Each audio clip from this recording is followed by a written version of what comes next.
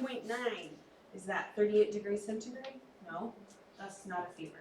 Okay, so fever or not a fever. What you can have is other forms of high elevated temperatures, and that is typically how we will call that. So if a child has a temperature of 99.9 or somewhere in that range, certainly there is an elevated temperature for some reason, but it is not meeting the definition of fever. Yes, sir. Just like an added thing, do you do both on the test, like Fahrenheit parentheses next to something? That makes a match. No, I had to think about that. I haven't written block 2 yet. So. But I will put it, it is up in the vital section, so if you had to go back to reference, it'll get there. So one of the questions is then, okay, so what temperature do we really need to care about, right? If your friend calls you, if it's your own child, if it's the patient in front of you, well, they have a temperature of 103, 104, 105. Do we need to go to the ER? Well, the ER is going to do the same thing that you're going to do at home. You're going to keep the temperature cool, Tylenol, Motrin, and going to keep them hydrated. So there's no magic temperature for a child or otherwise that they need to go in. There is not a threshold for that where it becomes dangerous or not dangerous.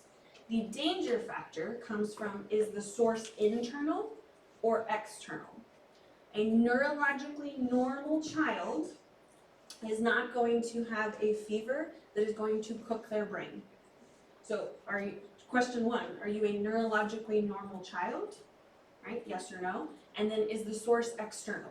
So that doesn't apply then if you have a 15-year-old who's at 2-a-days and it's 112 degrees outside, and so their external temperature is XYZ, and they reach 106, 107, 108.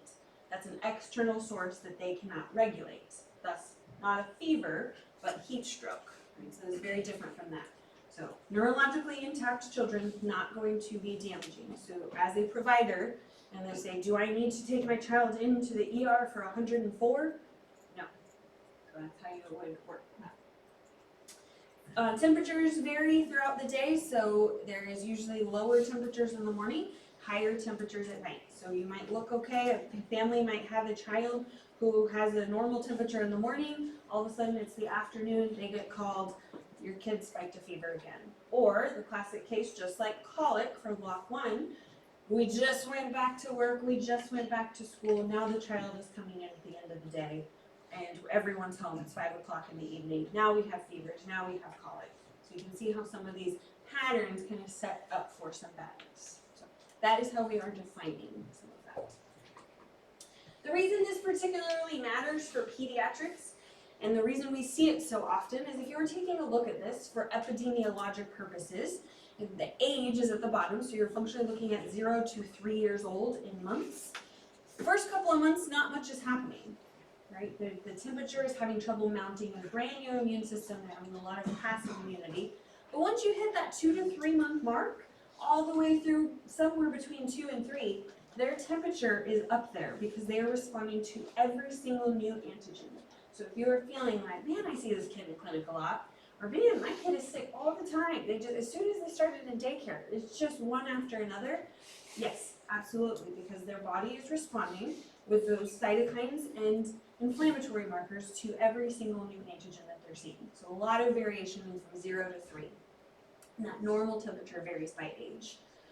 So that's going to account for 1 out of every 3 children that you see in an ER, urgent care, or clinic setting is something to do with a fever. So why you need to be well versed in febrile illnesses. So are we concerned about fevers? What do you think about fevers as a provider? Do we like them? Do we not like them? We don't ever know. There's some pros with fever. So this is an adaptive response, right? At the beginning, defining it, we want to have fever because that is going to elevate the core temperature enough to denature proteins. So you have this adaptive response. Denaturing those proteins is going to decrease whatever microbe replication you have and thus shorten the time of the duration that somebody is sick. So that's a great thing. So why sometimes we will say don't necessarily bring the temperature down all the time. If you bring the temperature down, you stop that that protein denaturing, essentially.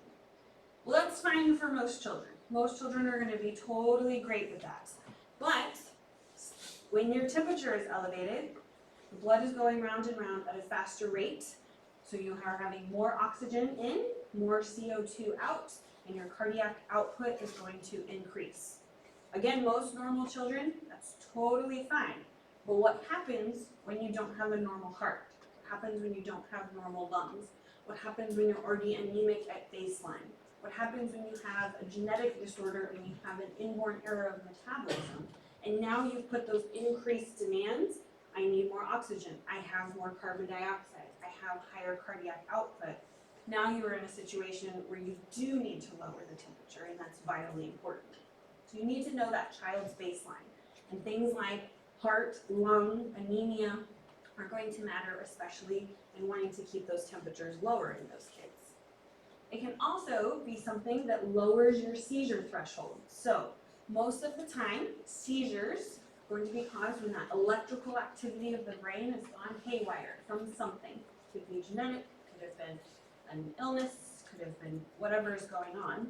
But that fever can be one of those triggers to induce seizures. So you can have fever seizures, febrile seizures. We'll have a whole lecture on that in neuro.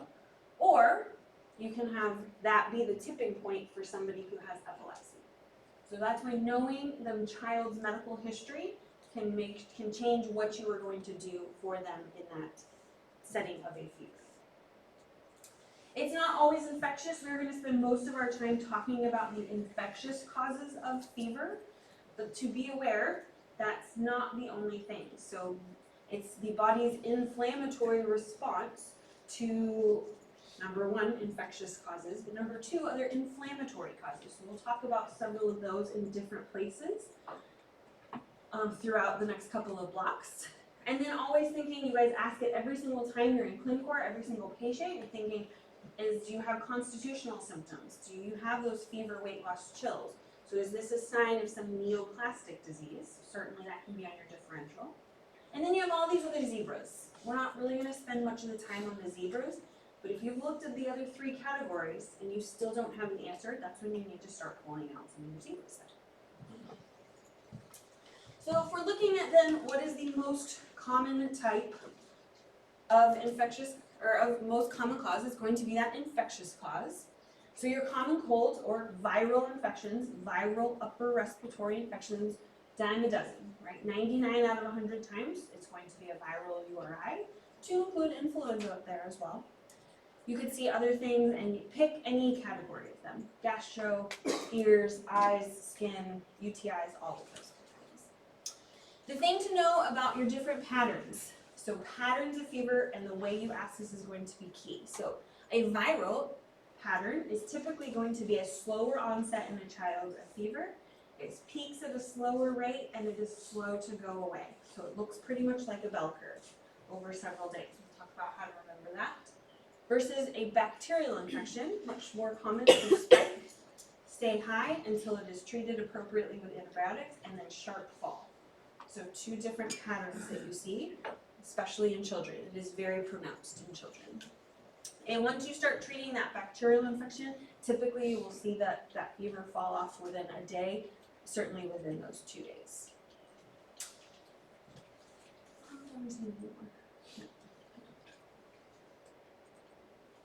Other things to think about. Is the high temperature actually weather related? Again, remember you have those families. We will live in San Antonio, it will be the summer, and they'll think my baby might be cold, and they'll come in with 17 onesies and all those fleece blankets, and the baby looks like they have nearly a rubria, right? So you could have that as well in the setting where maybe it's actually more weather related than anything.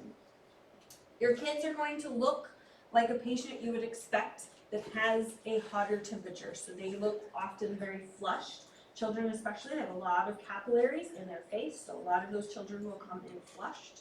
They'll come in with a high temperature, obviously, and a high heart rate, and a high respiratory rate. So those are other abnormalities you typically see. So often, if they are febrile, the heart and tachypnea, so the tachycardia and tachypnea are from the elevated temperature, not from something else. So control the fever first, see if that changes the rest of your vital signs. The child is also, when they are so hot and everything is on high, that metabolism is going, they're often not hungry, they're often not thirsty. They are much more fatigued and can be very, very irritable about that. We're going to talk about a little bit of that in just a minute. Some of the things that you're looking at then, is that child so hot that they are not with it? So are they not even alert? Have they kind of glassed over? They're just laying there? So what is their level of interaction? How are they seated? Are they still up playing and you have a mom or dad who's really concerned about a fever and the child is running around the room like they don't care? Or is the child laying there thinking, please help me, I'm hot and thirsty and I don't feel good? Same with the level of playfulness. So that word, irritable. So irritable versus fussy. So you guys are now transitioning to provider speak. So we are going to use several different words that lay people will use very differently than how you guys are going to use them. So families will come in, patients will come in and say, my child is really lethargic. My child is really irritable, right? If I tell you that I'm feeling lethargic today, it's probably, I don't really want to do much, it's cloudy outside, I just want to get in PJs and watch Netflix, right? That's what we mean by lethargic. If I'm speaking to you as another provider, I'm telling you that the child in that room it needs a painful stimulation to be aroused. That's what lethargy is in the setting of children. So if I tell you the child in room 7 is lethargic, you should get up and go right now because they are needing some sort of painful stimulation. That's what true lethargy means in a pediatric exam. Okay? The same goes for irritability. If a child is irritable, that is very different than they're fussy. Again, lay person, I'm irritable, I haven't had breakfast this morning, I want another cup of coffee, I'm not in a great mood, right? So in a child's world, they are throwing a tantrum and they threw blueberries at you at breakfast, they're irritable.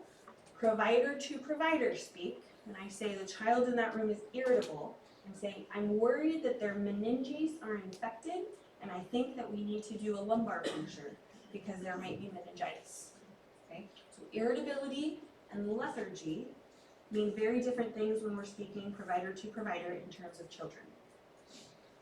Which takes me to my other pet peeve, and I swear to you all, if you do this, I will kick you, all of you. There is no such thing as a low-grade fever. It doesn't exist. Is there a low-grade pregnancy? No, there's not. You are febrile or you are not febrile. You have an elevated temperature maybe, but there is no such thing as a low-grade fever. And I swear to you, if you ever say that as a provider to provider, I will just walk away from you. I will not answer you. I will walk away from you. Okay? That does not exist. And I hope for the rest of your career that you see my face and it makes you cringe. Because this room are going to be the people who stop the low-grade fever train. Okay? Do not write that in a note.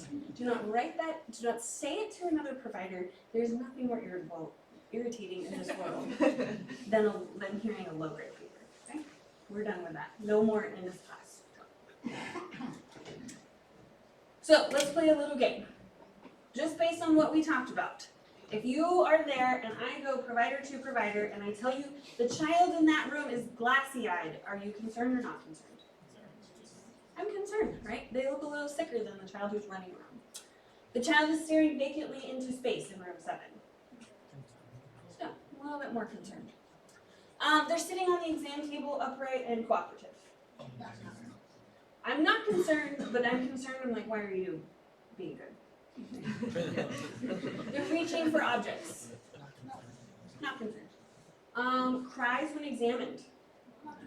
Not concerned. Correct. That's an expected response from somebody who doesn't know you. Cries when they're held by parents.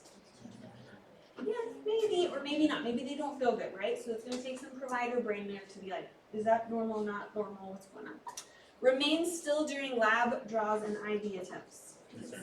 Very concerned, right? If a child is like, here's my arm, help me, very concerning, right? So you should be concerned for that. When they fight you, so if you're working in an ER and you have a child that looks like they're having an exorcism happening while you were trying to do an IV attempt, they're fine. They're doing okay and you have a lot of time for your workup to figure out what's going on with them.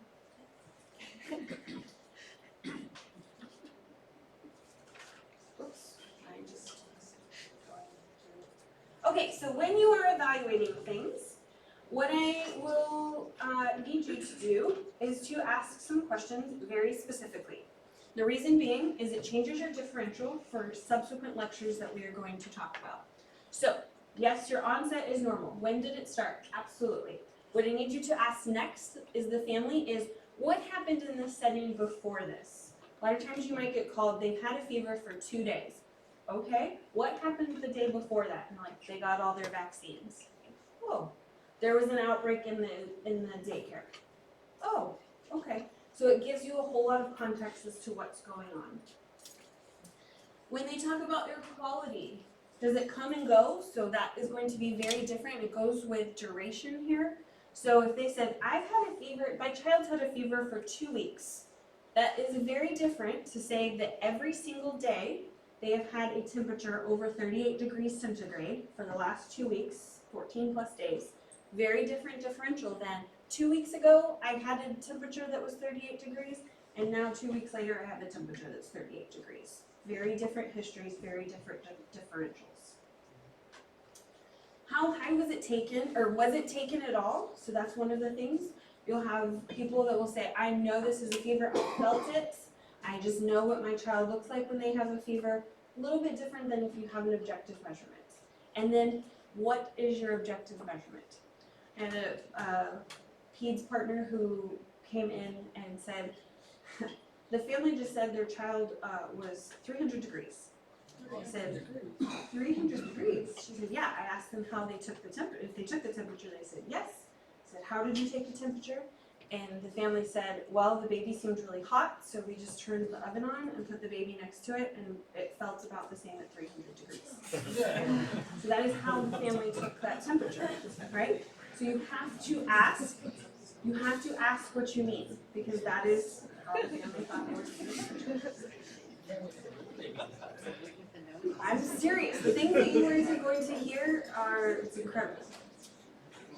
And then, again, how many days is it? Are they using any kind of medications? And is it working, right? And we'll talk about, when we talk about the medications, we'll talk about specific dosing for that and how that matters. So, specifics, how did they take the temperature? How many days in a row? What is the temperature? Are they measuring? How are they measuring? Are going to matter in terms of your differential.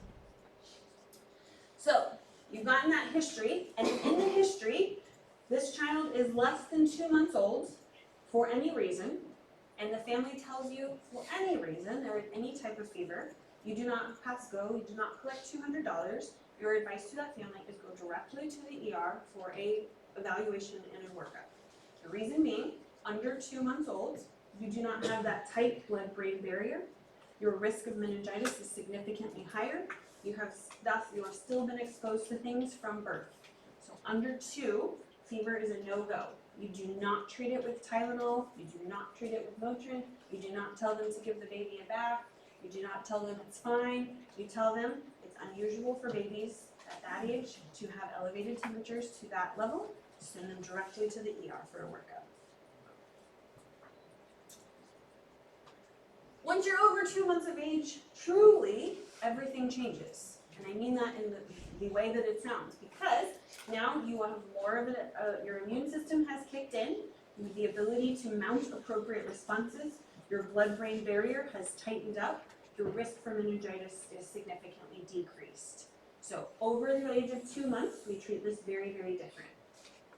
You don't always, again, need to bring that temperature down. You might want to, but in this a healthy child who's still staying hydrated well, you might want that elevated temperature to denature those proteins faster. So that's a conversation to have between you and those parents. No matter what you do, the fever and treating the fever is not going to change the underlying etiology. So treating a fever and making it go away will not change your COVID. It will not change your strep. It will not change your acute gastroenteritis. It will just make the child more comfortable. So if you're trying to make them more comfortable so that they are easier to be around, they will eat, they will drink, things like that, totally acceptable. One of the things that kids do a lot better than adults is they have the ability and the want to stay hydrated. Most adults, when we feel terrible, we're like, I feel absolutely awful, I'm just gonna order a pizza and eat a pizza. Kids are so much better than that. They will say, I don't wanna eat right now, I'm just going to stay hydrated. And so parents will often come in and be like, my kid won't eat. And you say, what are they drinking? And they're like, yeah. And they're like, great, your child is smarter than you. Truly, the child is doing exactly what they need to do. So keeping them comfortable and keeping them hydrated are your two most important things to do in any kind of case where there is a febrile child. Start, highlight it, underline it. You will need to know the dosing of Tylenol and Motrin and when you can give that. So, your antipyretics. And so we are using this not for their effects for NSAID versus not. In the setting of fever as antipyretics, you can use acetaminophen or ibuprofen. Acetaminophen, you're going to use 10 to 15 milligrams per kilogram every 4 hours is your maximum dose. Again, you would never do this under 2 months of age because at that point, it would go straight to the ER for a workup. You don't want to do that also because that liver is brand new and it's turning on, so you don't give it earlier for those reasons as well. And you don't give it any more often than 4 hours because you don't want to damage that new liver that is just with us here in the world. I will say pediatrician to provider, I usually dose at the higher end. I usually dose 15 mg per kg. For the reason being a couple of things. Number one, I want to give, if I'm going to go ahead and treat and make them comfortable, I want to make them as comfortable as I can. And number two, if you've ever tried to give a young baby or toddler or really teenager any kind of oral medication, half of it will come and be spit back at you or run down their face or be thrown up. And so in that case, if you've dosed higher, they spit some out, throw some up, fill in the blank, you could still be in that therapeutic window. The same for Motrin. So Motrin is going to be 5 to 10 milligrams. I dose higher at 10 milligrams per kilogram, and that's what I want you guys to know because it will make your dosing calculations much easier. You do that one every 6 to 8 hours, and you do not start that one until they are at least 6 months old. It allows them for their kidneys to mature and to be able to handle and metabolize the medication. I will typically say pick one and start with that to the families. So they will sometimes go back and forth, Tylenol, Motrin. One of the things you just want to make sure the family is aware of is who's given what when. You don't want a situation where mom got up and gave Tylenol and dad got up 2 hours later and gave Tylenol again. Something like that. So at least making sure who's giving what. And I will always ask the family how much they gave. So this goes back to block 1 with your growth charts, and the reason you needed to know those is because the back of the Tylenol and the back of the Motrin bottle, when they do the dosing, will give what amount of medication you would give the 0th percentile child. So it doses at the very bottom of that growth chart to make sure it is safe for any child in that age bracket. However, this child might be at the 89th percentile and is significantly underdosed, so is not getting the full benefit of that and not as comfortable as you would expect. So that's why it's important to know your calculations to be able to give those appropriate dosing to the family in the event that they come in and the child needs more medication. Yes, ma'am? I have 2 questions, ma'am. Would we expect, especially if they're on the smaller end, that they're going to start presenting with more of like a cluster feeding, like change in pattern? Not necessarily. They might have more of a cluster feeding or pattern, but usually you will see that you can see it both ways. So sometimes they'll cluster feed and sometimes they won't want to feed at all. Okay. So they can go they usually polarize into 2 ways. And then is there indication that we can add the medication if they are bottle fed to like a mixture of like either breast milk or like holy hunters? So each family will do whatever they want to do. If you've ever gone to like Jamba Juice and had the wheatgrass shot, it's like that. It's like putting the wheatgrass shot into a bottle of milk. They don't take it particularly well, so a lot of times they'll say take it like a wheatgrass shot and then don't run the whole bottle. Good question. Yes, ma'am. Did you have a question? I was just trying to find out. Oh, gotcha. There's a flavor too, so it's gonna be weird. Yeah, it's like this weird like cherry or grape breast milk. It's not great. I don't think that'd be great, but I don't. Yeah. To each their own. Families do all kinds of things. Yes, sir. Jim, can you clarify the, not alternating? Yeah, so I will typically say, hey, let's start with Tylenol, acetaminophen. So every 4 hours, every 4 to 6 hours, do that. Does the fever still break through that? In that case, then add the Motrin in between, as opposed to starting with both medications. Because that way you can escalate and continue to add things. So just some families will, maintain Tylenol if it's working, but if not, then you can start to add in. Yeah. And alternating dose. Absolutely. Yeah, and everyone will have different ways they do it. That's just how I recommend it as a provider. But if you're like, nope, we want to do Tylenol, Motrin, just totally fine too. Yep. Yes, sir. Do you recommend checking the fever every single time, or? Yeah, I would not dose them. I would not dose them unless they aren't feeling well. So I check it before I would give it to them. So at the 4 hour mark, check it and then give it if they need it. Check it. Yeah. Don't. I always recommend don't treat something that's not there just because it's on a schedule if you're using it as needed for something like this. Good question. These are great questions. So yes, know this slide. You'll need it. And you'll need it for phase 2. That was some of the feedback. It's just to know those doses. So inside of the different types, there are 3 then categories of this when we're looking at it. And this is really not something that you're going to be thinking about in this category, but you're classifying these things. So you're going to be saying fever of short duration is most of the time in children. They will come in, the parents will tell you there's a fever, and you are quickly able with your history and exam to identify a source. You look in the ear, oh, there's an ear infection. You get a urine sample, oh, there's a urinary tract infection. You look in their cellulitis, oh, we have cellulitis going on. So those are the fever of short duration, where there is clearly an identifiable etiology of why. Fever without a focus or without a source, you'll see it both ways in the literature, happens all the time in children under 3.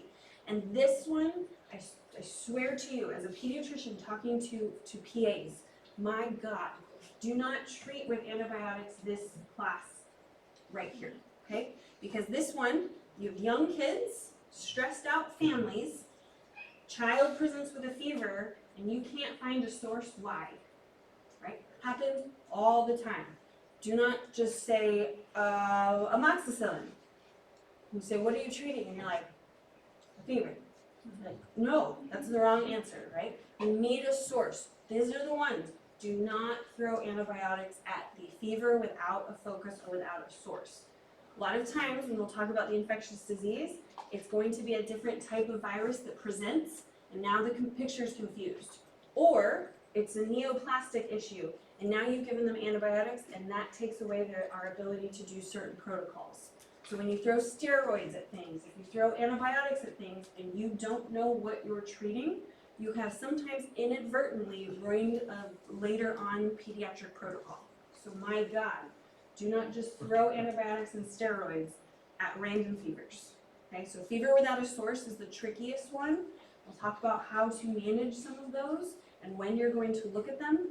Do not throw stuff at them. Fever of unknown origin, so you've gotten through that and you've heard my voice wanting to come just like kick you in the shin, right? So you haven't done that. Fever of unknown origin then is if they've truly had a fever above 38 degrees centigrade. You cannot find a source for more than 8 days. Okay? So fever without a focus is the exact same thing as fever of unknown origin. The only difference is the amount of days. Okay? That's what we're going to split into. Let's see. We'll talk about it here. One of the things with it, fevers will typically do in children, and I tell them, is the hand rule.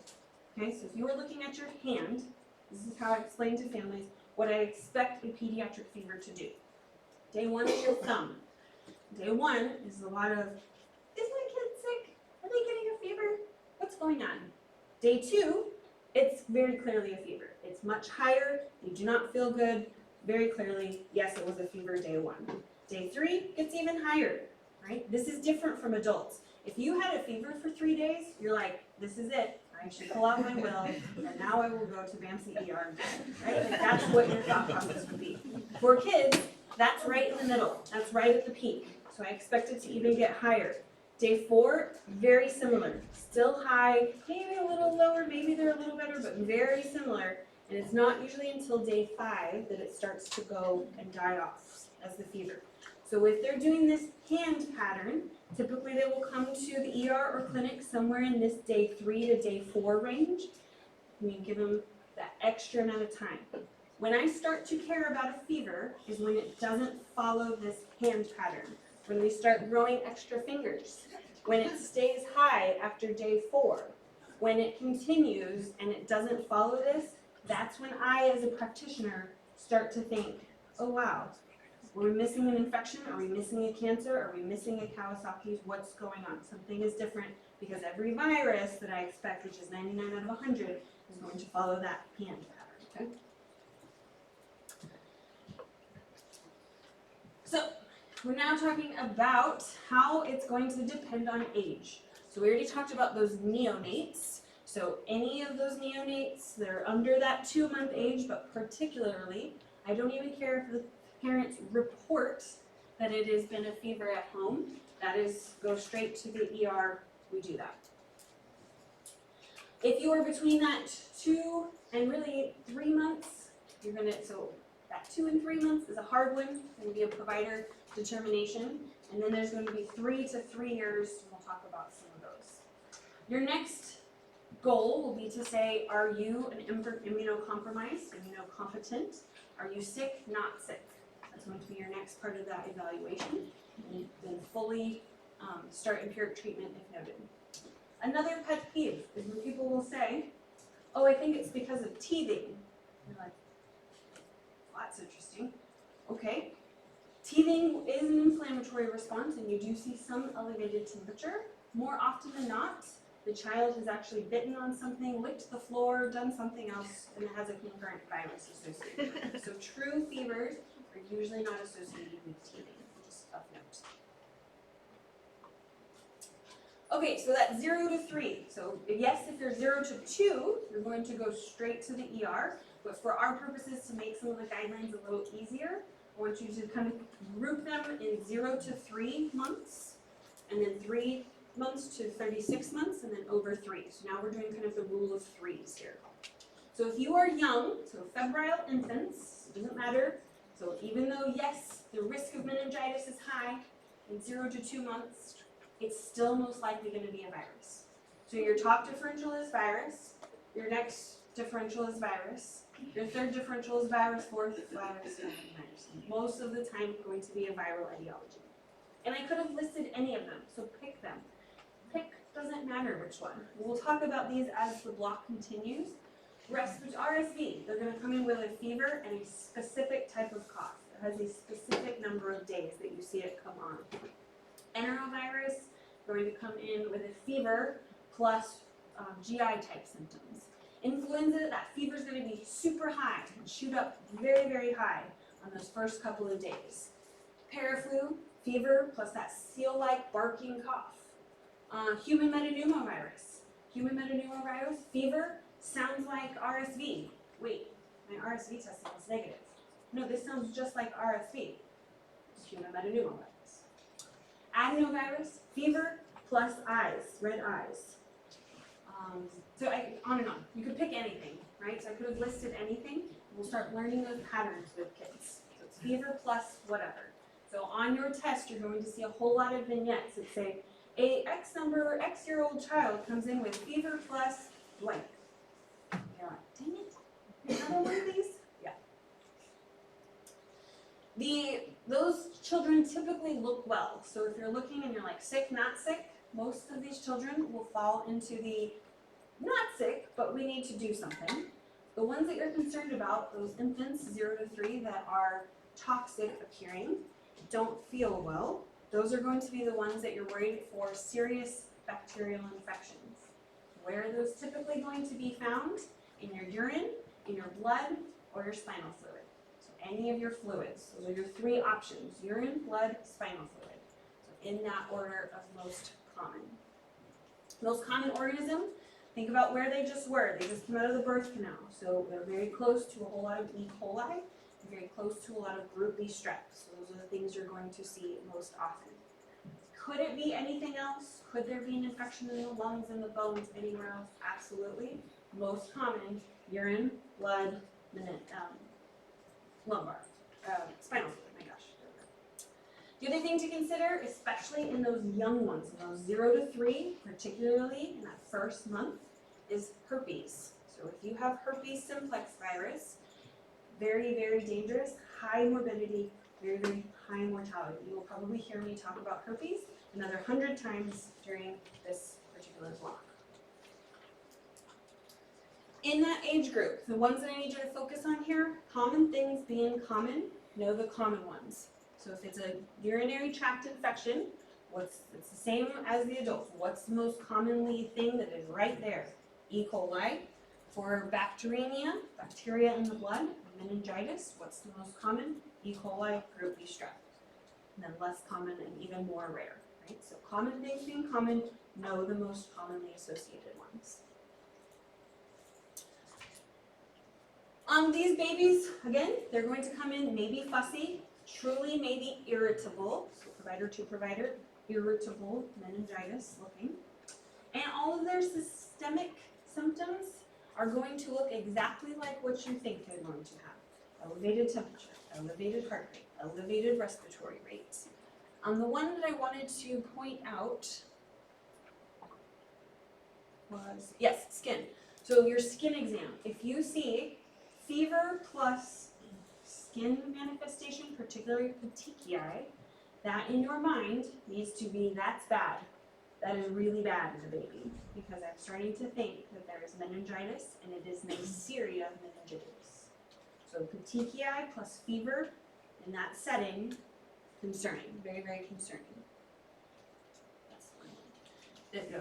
So your petechiae. So how do I know? Because if you just see fever and a rash, you're going to hear fever and a rash like 1,000 million times in the rest of your career. Fever and a rash, oh, it's a day that ends in Y. Great.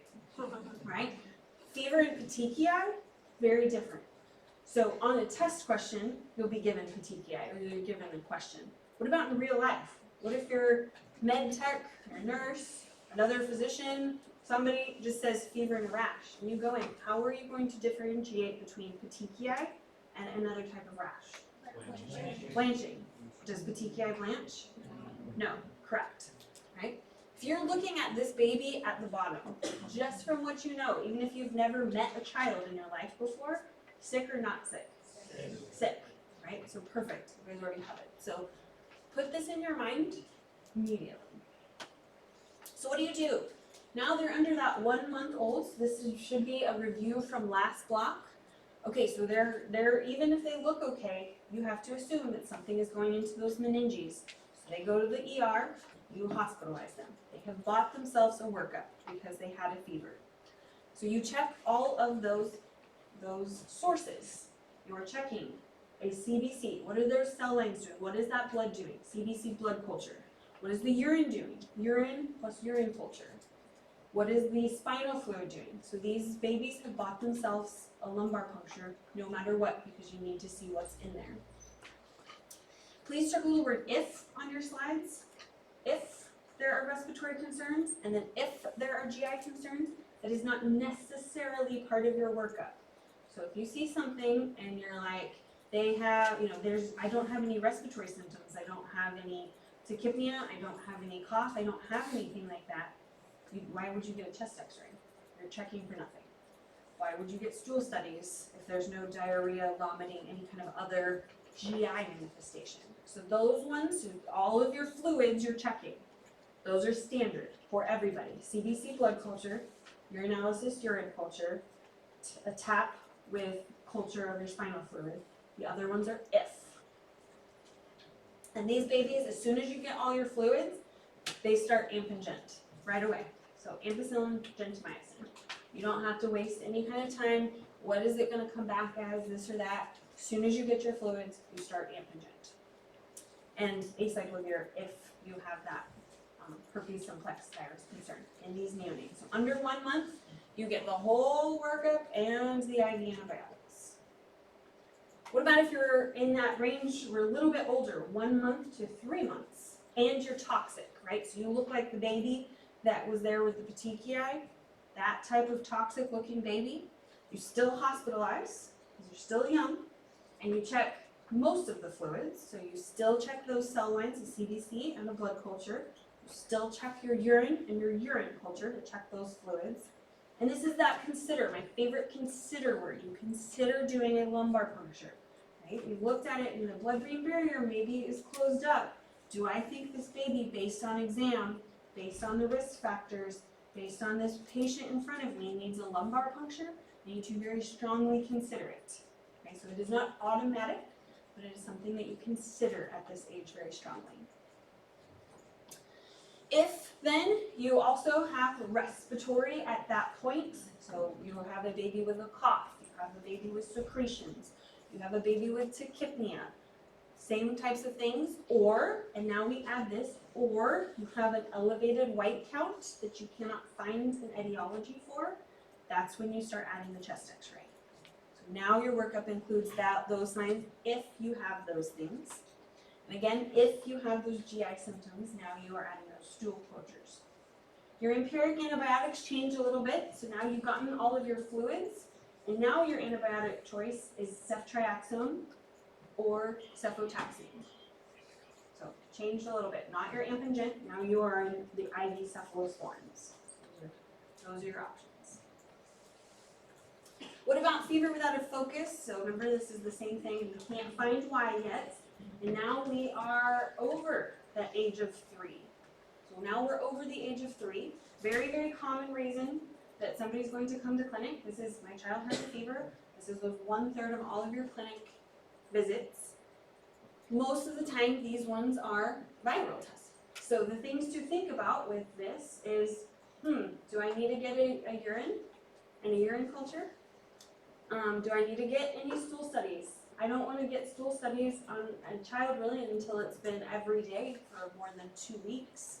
Do I need to get a chest x-ray? Do I have those respiratory symptoms? And then there's a big, a few years ago, probably 10 years ago, everyone started doing PCR viral testing. Everyone started doing that. And it didn't change our management. So really think about, am I getting a viral test because I just want to know what they have, or is it going to change my management? Right? I can get a rapid flu, and I want a rapid flu because that's going to change if I'm going to give Tamiflu or not. We'll see Tamiflu. But if I know that it's paronychia versus a paraflu versus paraflu 1 and 2 versus rhino versus does that change my management? I'm really thinking, do I need, using your provider brain, do I need to get that? Is it going to change that? You will learn your epidemiology over time, and some of the ones to be aware of, particularly for pediatrics. So in that summer and fall, you definitely see more of those anaeroviruses, some from the gut. So you start seeing those things that shed in the gut. So Coxsackie virus can cause pericarditis in those children, and anyone else in the family. Can also cause hand, foot, mouth. So that's what we're looking at here. Can cause herpes angina in the mouth. Can cause a viral meningitis. Versus your fall and winter ones that you see more often clumped together. That's cough and cold season. You see a lot of RSV in children, respiratory syncytial virus.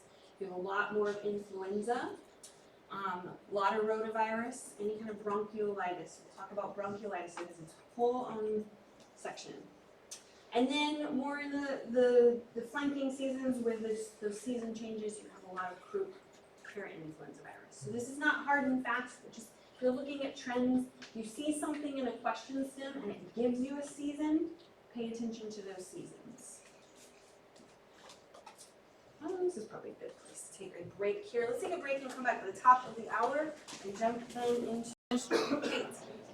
Okay, so we're talking about those most common viral infections. So if I backed up one slide, this is not an all-encompassing, just some examples. We will go into all of these types of different patterned infections in subsequent lectures, but just to give you an idea. So these are just wave tops for some of these things. Common bacterial presentations where fever is your #1 presenting symptom. So So it could be the ears for bacterial ears, it could be strep pharyngitis, it could be a pneumonia, could be a UTI. We have separate different lectures on all of those. The thing that I want you to take away from here, I'm just gonna keep hitting this, you will hear it, and you will hear the one-offs, but in general, most of the time, children under 3 do not get strep pharyngitis. So you're going to hear things, you're going to go, well, my 2-year-old, yes. Well, my so-and-so had the, yes. Well, this person missed the, yes, I know. In general, most of the time, under 3, they do not hang on to the strep pyogenes in the back of those tonsils. Tonsils are too busy dealing with all of your other viruses that are going on. So under 3, highly unlikely to have strep. Again, susceptible to penicillin, rheumatic heart disease, we will talk about that as we go. And then pneumonia is going to have your focal findings, part of a different lecture we'll talk about.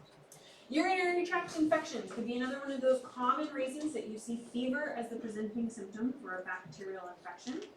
Usually in that 2-month to 24-month rate, it's going to be significantly higher. And your 2 categories of this to think about for your differential, is it a young female, because she is sitting in a diaper that it has things that are mixed, or is it an uncircumcised male? So something specific on your history. If you see that in a question stem, that should be one of those differential things that you're thinking about, because you're statistically higher, if you're female or an uncircumcised male under the age of 1, to have that increased chance of having a bacterial UTI. And again, back from block 1, how did we collect urine in those age? Straight cath, yeah. So it's a procedure to get urine on these young children. And in general, again, if you like studying this way, this kind of walks you through yes, no, who do I treat, who do I hospitalize, so just a summary slide then of those age groups under 3 years old. Bacteremia, so let's see, I've already told you some of my pet peeves, so I don't want low-grade fever, lethargy, irritability, so all of those things when we as providers misuse those. The other one that I don't want you to misspeak is bacteremia. Is bacteremia the same thing as sepsis? No, so thank you, you're already winning. Bacteremia just means there's bacteria where? In the blood. What is sepsis then? When you have ventilation perfusion mismatch with a focus. Yes. So bacteremia must be a subsequent cause of your sepsis, but they are not the same things. So please be so proud of yourself when you school a med student who must have missed that day. Okay? You guys all know it. So you're going to have then 2 types. There's bacteremia, much like with the fever, where you have, I have a source. I have gotten a blood culture and it is positive and I know right where this came from. It's seeded from a pneumonia. It's seeded from a skin infection. It's seeded from somewhere and I was able to get that from the blood and grow this on a blood culture. Got it. The other type would be this fever or bacteremia without a source. We'll call it an occult source, meaning it came from somewhere. We have no idea where that is yet. And so in children, those are the ones that we really fixate on, because if you get a sample of blood that has bacteria in it and you can't find where that's coming from, you have, as the provider, need to be able to either repeat that and document a really good exam for that child, or be able to say, what am I going to do diagnostically that goes and checks to see where is this source coming from. Certainly immunizations have changed the epidemiology. Again, I hope that you have seen from the test, I am not out to test epidemiology. So this is just for context. An example, we used to see a whole bunch of pneumococcus. Now we started vaccinating for all those serotypes, and we see pneumococcal rates significantly go down. Once we've seen more and more of a push for less vaccines, or you have more or less herd immunity, you see some of these resurgence coming up. So we can all learn about polio together, right? Again, just for some interesting data, if you start looking at some of these rates pre and post vaccine, and what we have started to see again. I think when they redo this, this was an old one, this was like 2008. I think were they to redo this again, we would start seeing a whole bunch of higher numbers. Right? So we're gonna be seeing this resurgence and we will learn them all together. Fever of unknown origin. So now it's the same thing, I cannot find the source. It has been a daily fever over the course of more than 8 days. Okay, so that is that cutoff that I need you to know. Yeah, that's the only difference. I'm gonna hit that pretty hard. So most of the time in this stage, right, we've done the hands, we've said yep, yep, yep. Now it's more days, so now we're at that 8-day mark. Something is not right. Usually you will see this in a little bit older child. This doesn't typically happen in your neonates and younger infants. They are usually school aged or late toddler. And usually that's telling you there's something else going on. So yes, you might still have an infectious cause. It's kind of occult and hidden out in the urine, or hidden out in the respiratory system somewhere. However, your differential at that point for a child needs to start broadening. Do I have one of those inflammatory causes? A juvenile arthritis, an autoimmune infection somewhere? Is there a cancer hiding out somewhere? Your differential at that point for this child certainly needs to expand. They're older, if they're in that adolescent range, that's even more so when you start looking at more of the autoimmune type things. The differential changes at that point again, so you're not as much thinking, hey, I have maybe JIA, more of a inflammatory bowel disease. This could be what you're seeing.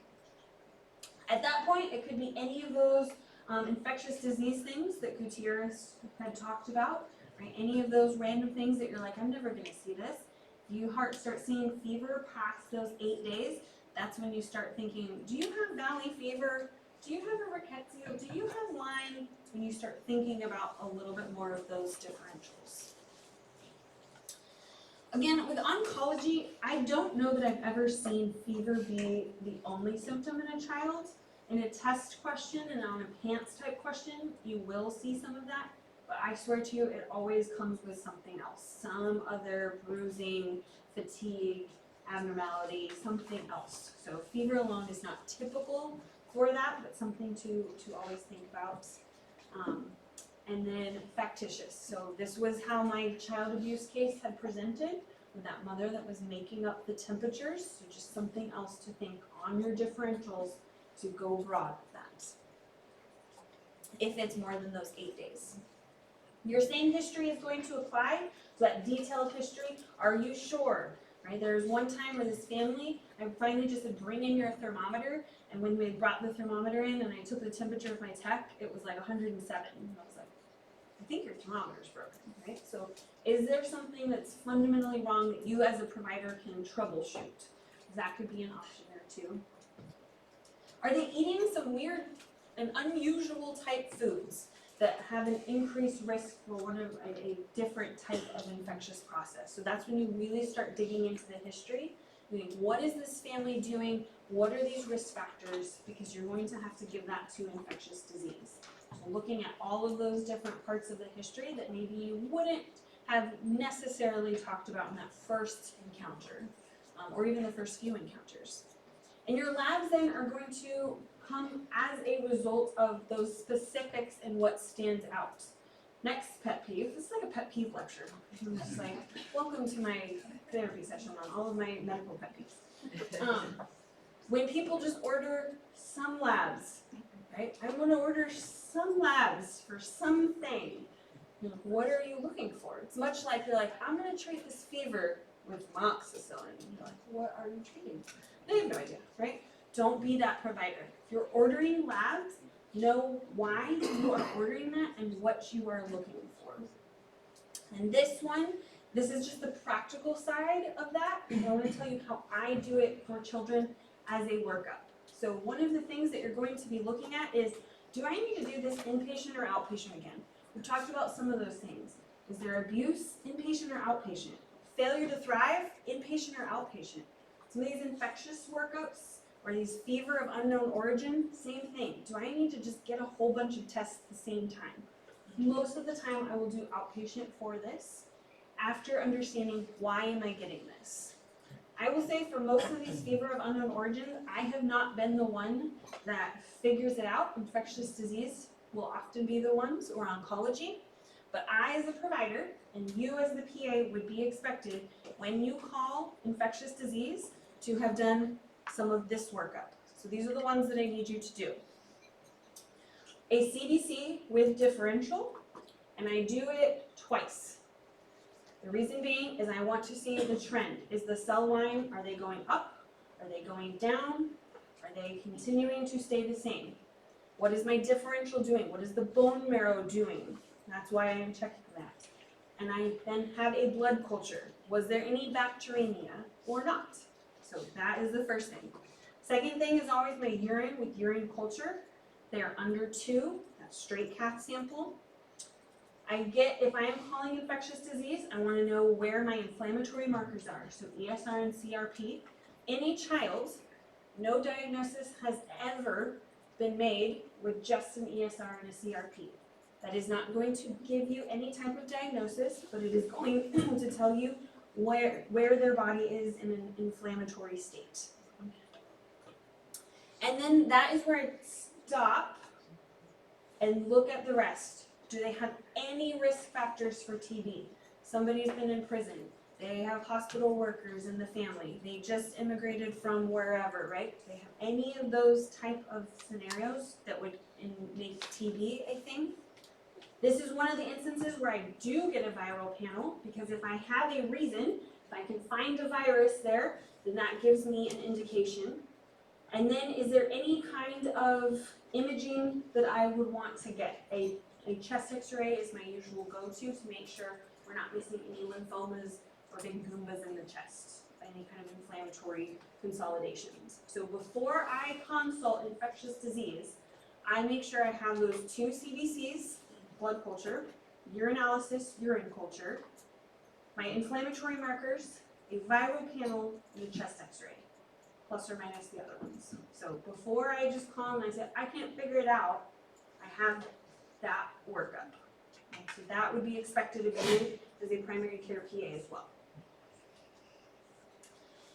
I'm not going to go into this. You already had infectious disease, and these are the zebras. So we don't need to we'll have a whole infectious disease lecture, but I want you to think, if it doesn't make sense, common things being common, start thinking of these broader differentials. The scariest diagnosis is the one that you don't even know is out there as a part of your differential. So if you're thinking this doesn't make sense, that's the time to start pulling out other information, literature, charts to say, is it fitting something else? Before you just get some labs and some amoxicillin, okay? That's all I'll say about that. So, what is the temperature that defines fever for us? 38 degrees centigrade, yep. What are your categories of fever?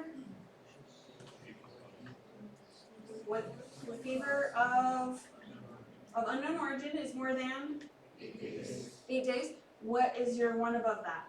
What if you don't know it? Fever without a source, and then what's the majority of them? Fever of short duration, yep, with the source. Okay, you're gonna think, why are we adding CNS infections? Well, because number one, they are really categorically their own entity. And number 2, one of the most common presenting and scary presenting symptoms is going to be fever. So that's why we are adding it here. It also has the highest morbidity and mortality for children, particularly. And then we'll come in with often those vague symptoms, and so really keying in on the pattern of the fever is going to be able to help you differentiate this. So yes, there's going to be the common things. So common being common is the same because children are little humans as well. So headaches are still common, and all of your things that you're going to see are still going to be common. Oh, another pet peeve. Here we go. Signs and symptoms, right? It should be symptoms and signs. If you go in the order of a SOAP note, symptoms are things that the patient is going to tell you. The patient, I cannot tell you, are you nauseous? I cannot do any kind of exam to make that. The patient is going to have to tell me. Versus a sign is something that I can get in the objective. I can see if they are febrile. I can see if there's a focal neurologic deficit by doing a neurologic exam.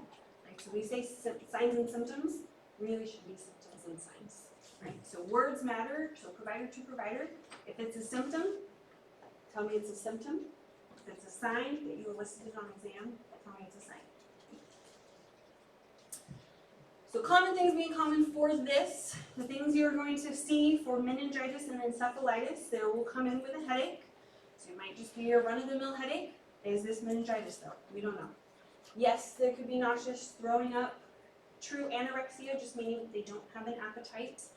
Are they sensitive to that light? Are they completely out and they have loss of consciousness or an altered mental status? Certainly all of those could be in those categorical symptom signs. Versus, do they have your classic Kernig and Brudzinski signs? As a reminder, your definition, meningitis is affecting the meninges versus your encephalitis is the actual brain parenchyma that's involved. And yes, certainly with vaccine, this has been another of those that has gone in.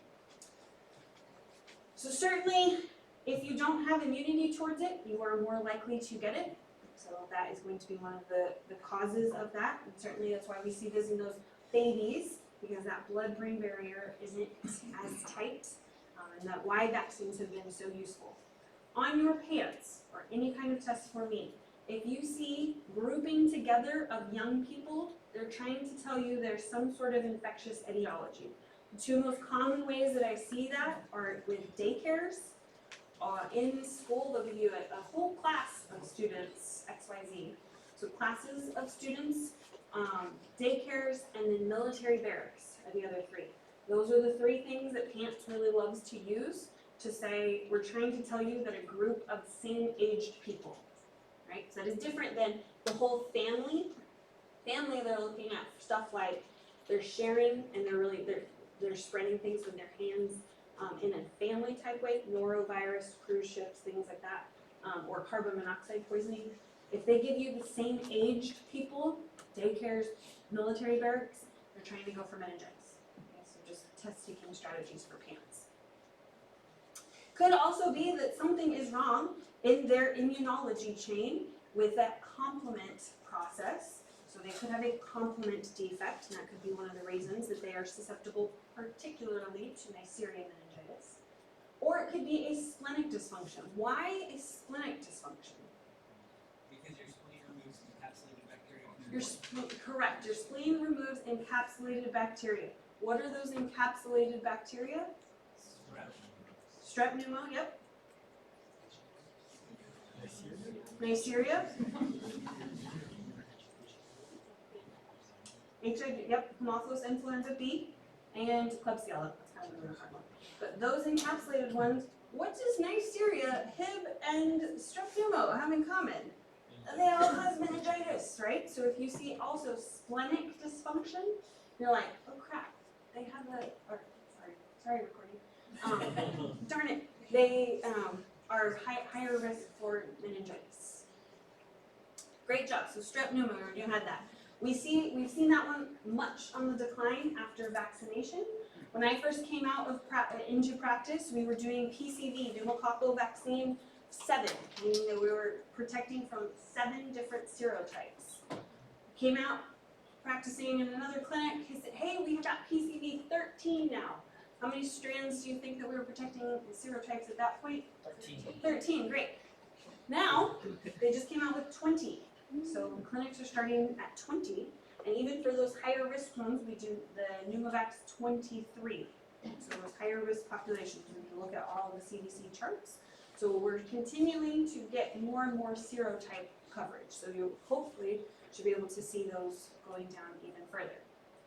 When you look at that other risk, so any kind of patient that tells you this, or any kind of test question, if there was a prior infection that is most common with strep, you have a nidus, you have somewhere that could have seeded into the meninges. So if you have a sinusitis, if you have an ear infection, if you have a mastoiditis, if you have a pneumonia, any of those things that strep pneumo is going to be common, you have to think, where could it seed? It could seed the meninges. So that would be one thing to think about. Your Neisseria group, certainly, again, it's another vaccine preventable one. And these are the ones that they were always going to group together on any kind of test question, and ones that you really need to think about in those young babies, so toddlers, or those teenagers who are now grouping together for the first time. College dorm might be another way that they could write that. Any kind of complement deficiency is going to be in that one as well. Haemophilus influenza, I will tell you, I have never seen a Haemophilus influenza B type meningitis. The vaccination rates are high, and I have just thankfully never seen it. So hopefully you will never see it as well, but it is most common in those 2 months to 2 years, those early toddler years. So usually going to have some sort of daycare, and in the question stem would tell you an unimmunized child, just based on the epidemiology, if they're going for this one.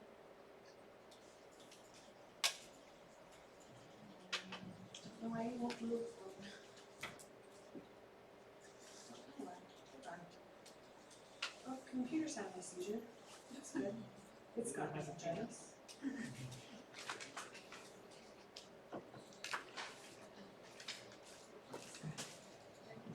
Well,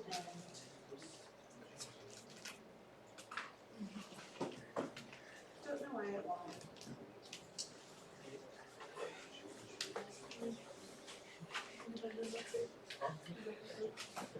Does anyone know anything about tech?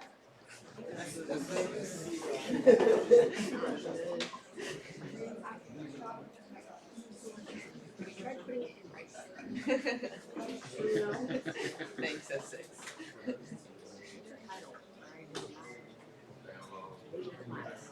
We can just keep going.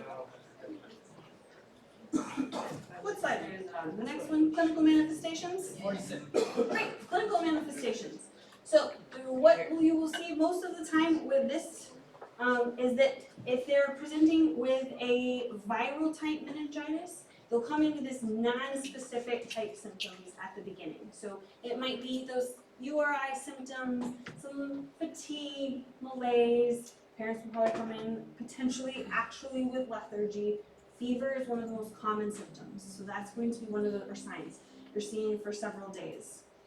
You're less often, and this is particularly with bacterial meningitis, particularly with Neisseria, it comes on very quick, comes on very, very progressive. They come in looking like they're in shock from the get-go. So purpura, any kind of petechiae, those are the ones you're going to see, particularly with Neisseria.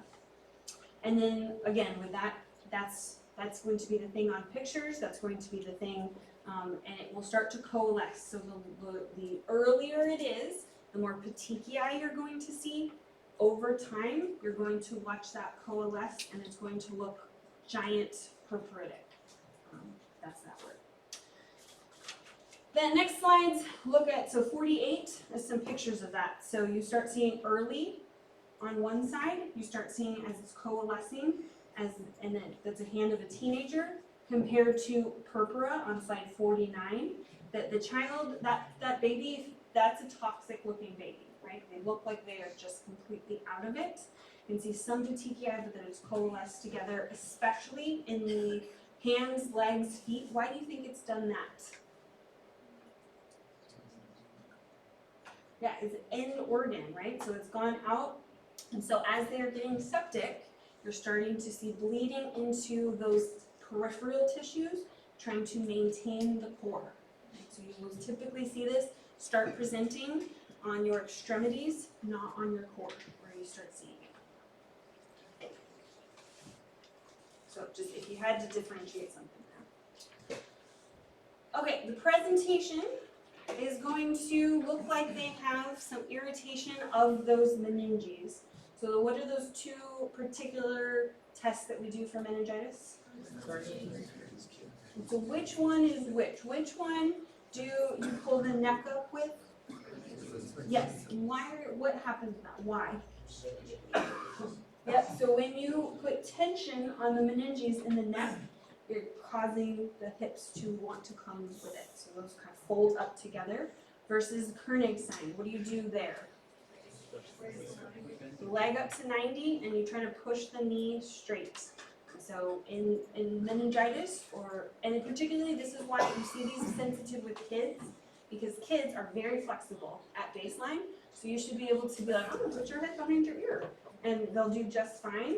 These kids, if you put it to 90 and try to straighten their leg, have a really hard time, right? So you are going to see it much more sensitive in children than even adults for that reason.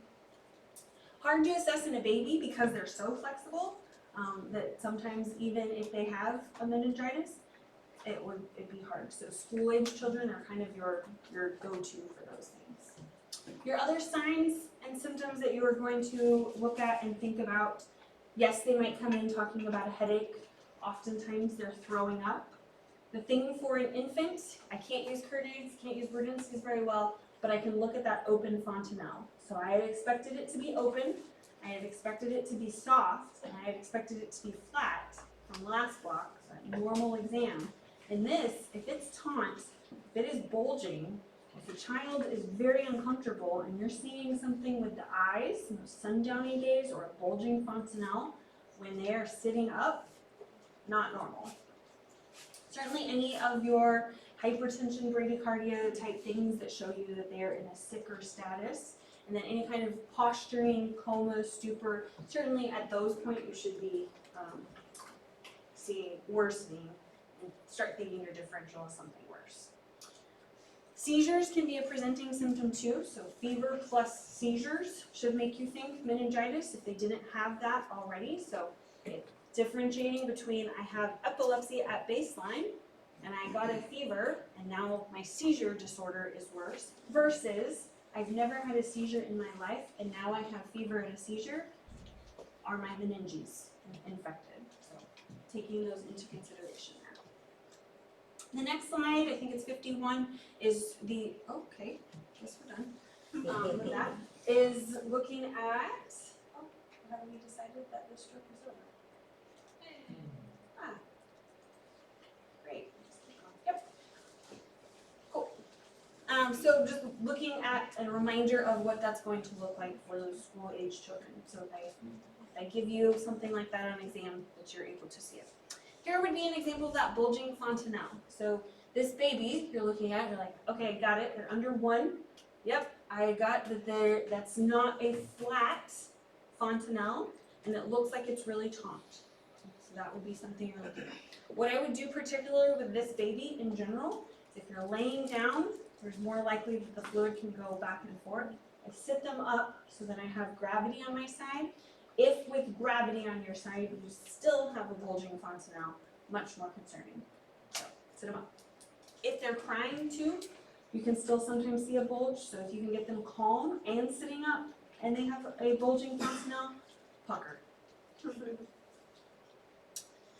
So then at that point you're thinking, I've considered an LP, I've considered a lumbar puncture, and I need to do this before I start any kind of empiric treatment. So I've decided that this lumbar puncture is happening. Now I need to decide, is there any contraindication? So my contraindications for children are going to be if I have increased intracranial pressure. So how am I looking at that? Well, a bulging fontanelle is not that because I functionally have a pop-off valve at that point. I don't have an enclosed space, have this extra room that can continue to pop. It doesn't happen, you're not gonna like pop off the top, right? So you do have this pop-off space. So that isolated bulging fontanelle on its own, not enough to consider as a contraindication. What are we starting to think?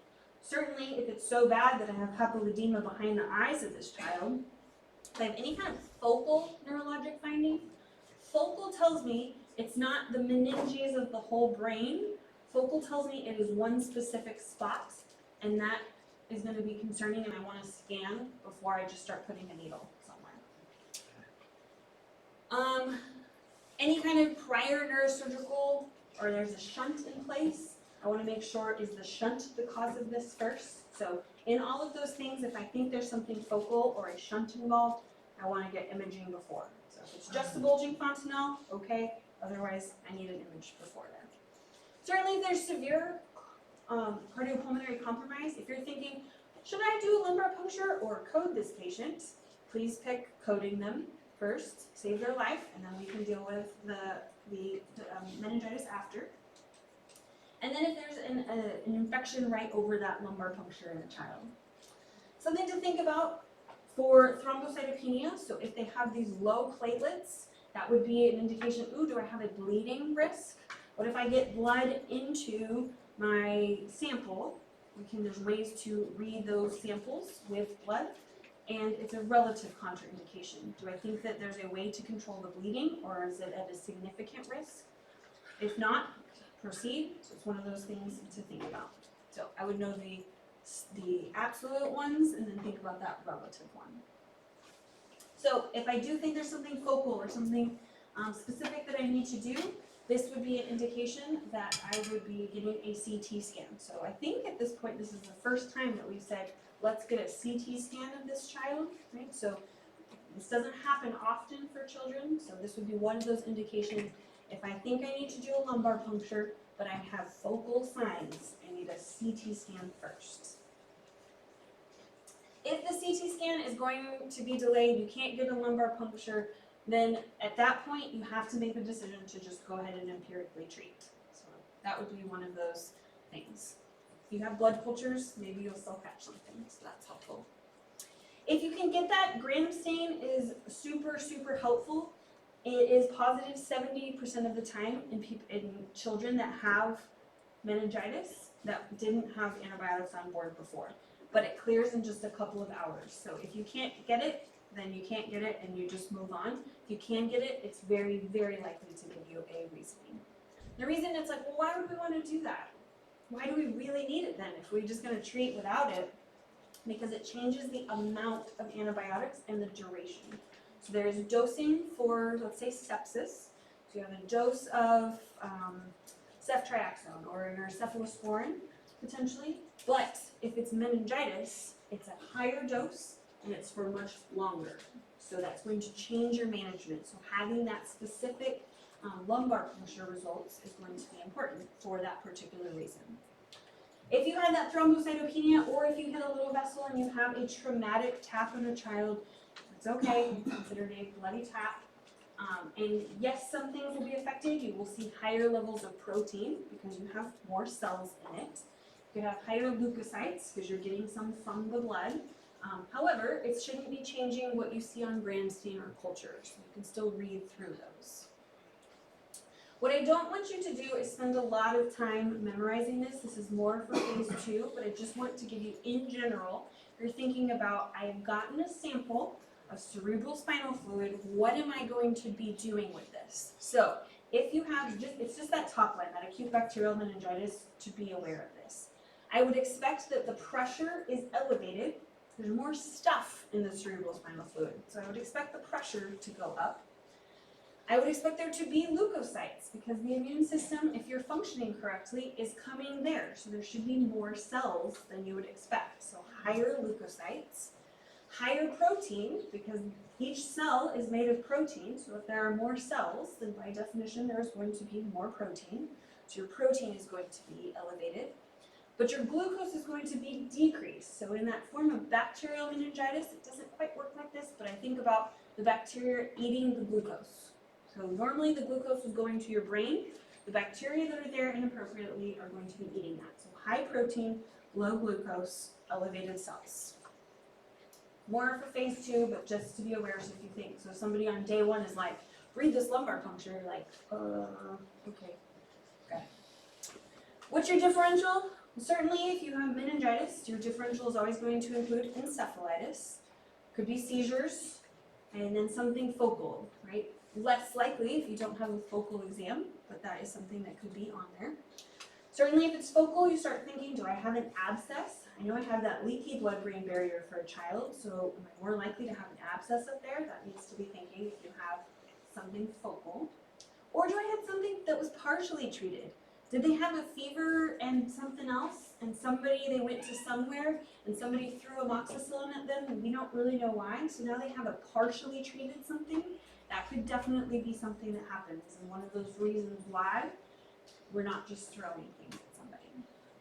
However, if you think to yourself, this is meningitis, treat it like meningitis because you can't afford to be wrong for that one. So how are you going to treat? You need to know this treatment. If they're outside that 2-month window, so we have already talked about that 2-month window, your meningitis dosing, so not just fever, not sepsis, meningitis dosing is going to be vancomycin and ceftriaxone. Some protocols will have another third generation cephalosporin. For us today, we're going to learn vancomycin and ceftriaxone. Again, those higher doses for longer for the meningitic dosing. If you have a penicillin allergy, so not just for anybody, but if you have a penicillin or beta-lactam allergy, your next go-to is going to be IV meropenem. You don't need to repeat any of your lumbar punctures. That's not one of those let's follow up after, it's a one and done. And these are these little kids, they're super cute. They start feeling better almost immediately, but now you're like, well, I have to give this to you for like 3 weeks. So do you hold them in the hospital for 3 weeks? Or once they're running around playing, we usually send them home with a PICC ring or peripheral indwelling central catheter. Somebody goes, gives them their antibiotics, and they continue to play. So that's best case scenario of meningitis for there. However, with bacterial meningitis, you do have a lot of complications, a lot of morbidity associated with this. So what are those most common morbidity type things? Number one, if it's all up in the brain, so it can affect the pituitary. So you do have times where you have syndrome of inappropriate antidiuretic hormone, SIADH. The pituitary has been affected. You can see the 8th cranial nerve affected, and there is a lot of hearing loss associated with this. Some recurrent effusions up in the brain, and then mortality is one of the causes. So it is rare, but when it happens, 1 out of every 3 children will either die or have some significant sequelae. So this is a significant morbidity and mortality for these kids. What's going to make that more likely? The things that you think is going to be. So preterm, or the younger you are, the worse it's going to be. It's bimodal distribution in life.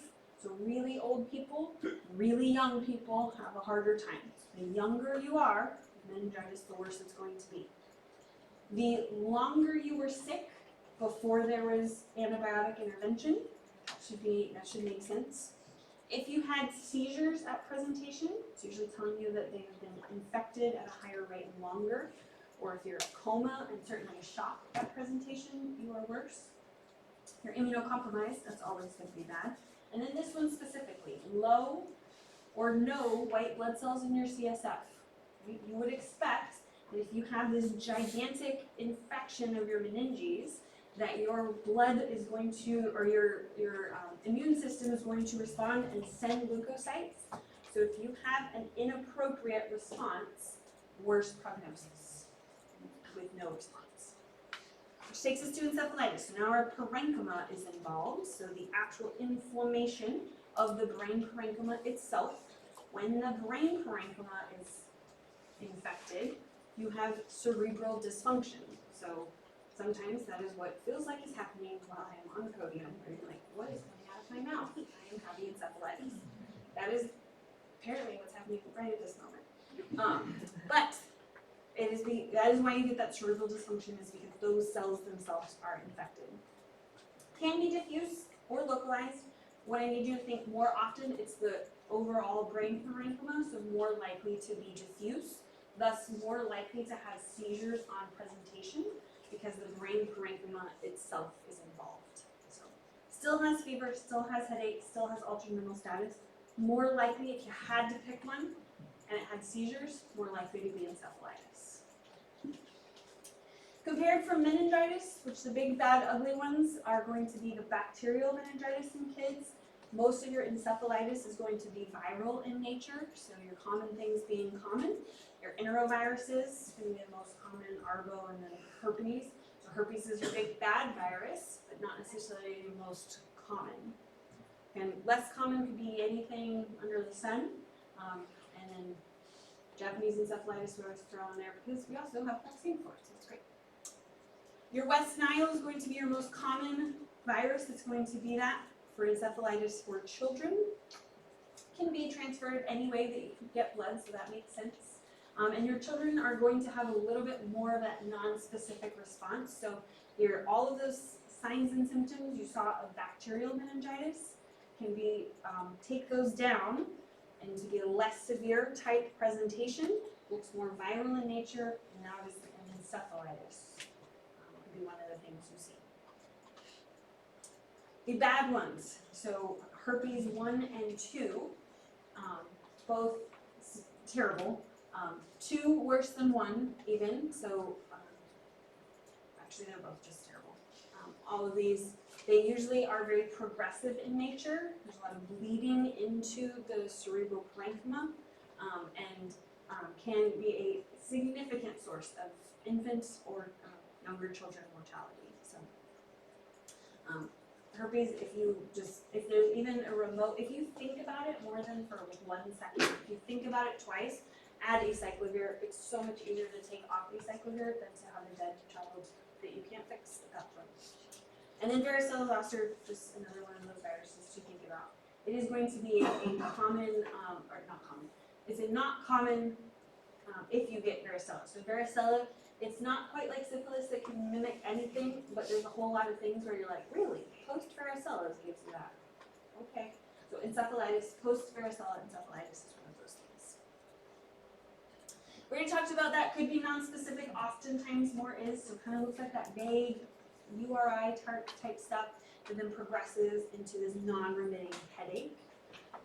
Again, seizure is much more common, so if you have a test question or someone in real life that says, I just had this unremitting headache and has new onset out of nowhere seizures with a fever, definitely think encephalitis.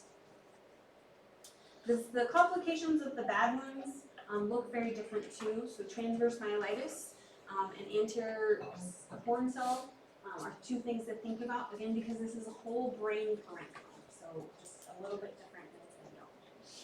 This is one where I would get viral testing as well, because I want to know, is this actually what's happening? So viral testing with your lumbar puncture can be very helpful, as can stool, because the stool will show shedding, and so you get, sometimes you can match those pathogens up and you know exactly what you have going on. Because these are viral, as with anything, any type of virus, yes, we're trying to do antivirals, but most of the time we're trying to buy patients time to allow their bodies to do what they need to do to heal. So it's very similar, and such is the case with pediatrics. You need to buy these kiddos time because their body is going to mount a gigantic immune response, even more than adults are going to do. And so they will get sicker sooner and faster, but then they will get better faster. So especially for meningitis or encephalitis, these children will go to the pediatric ICU, so the PICU most of the time, because they have things that are ICU level management. Airways are an issue, seizures and unremitting seizures, intracranial pressure, electrolyte abnormalities, cerebral perfusion. So all of those are ICU level conditions that need ICU management while you're buying them this time to get better. Once you've survived it, so you've all done an amazing job, you have healed them, you've bought them all this time depending on what you need. For either meningitis or encephalitis, your rehab and your management after is going to be important. We have lost significant amounts of functioning of that development sometimes. We can see some regression in these children. So they previously had the skill, they were great at their well visit, now we've regressed. So getting them into occupational therapy, physical therapy, audiology if there's hearing loss, developmentalists to see what are we at and what do we need to do. Neuro can be very helpful as well. Things that you will often see will be once the brain has been infected and those pathways are established, more likely to have a seizure disorder. We'll have some deafness after, and then you can even see some vision issues with that. So one more plug from the pediatrician to fellow providers to plug immunizations. A lot of these are in, especially the big bad ones, the pneumococcals, the meningitis, Japanese encephalitis. We have vaccines for these, so making sure that you as the provider are aware of the risks, benefits, contraindications, and taking care of your patients. Same with those protective layers, protective clothes, sleeves, deep, all that same stuff. So all of that still applies, so it applies from me to you, and you to your patients. So let's do a question. A 4-year-old male has 3 days of fever, including irritability, You know that word now, irritability. And worsening fatigue. Vitals have a temperature of 1 or 2.5, so I guess no, I didn't put the centigrade in this one. Heart rate 145, respiratory rate 35, and a normal blood pressure. On exam, he appears tired and pale with palpable purpura on his lower extremities. Hernic sign is positive. LP results pending. What is their diagnosis? Meningitis. What specific type of meningitis? What are you going to treat him with then? Vancomycin and ceftriaxone, yep. Would you send this patient for a CT scan? Why? You don't have any kind of focal symptoms, you don't have any kinds of signs of increased pressure. Do you want to hold those antibiotics for LP? No. Nope, you got the fluids, move. You want to do a stat referral to neurology. What's going to happen if you do that? They're going to yell at you. They're going to say, you idiot, why didn't you start vancomycin and ceftriaxone? You're like, I don't know. And then discharge home with close PCM monitoring. Yeah, that's a good way to get sued. You could try it, but it's not going to go well. So yes, vanc and ceftriaxone. So all things fever, and we will expand upon many of those in the coming lectures. I think I don't see you guys for like a week, and then we spend like a week together. It's going to be a good time. So enjoy your break from me, and I will see you guys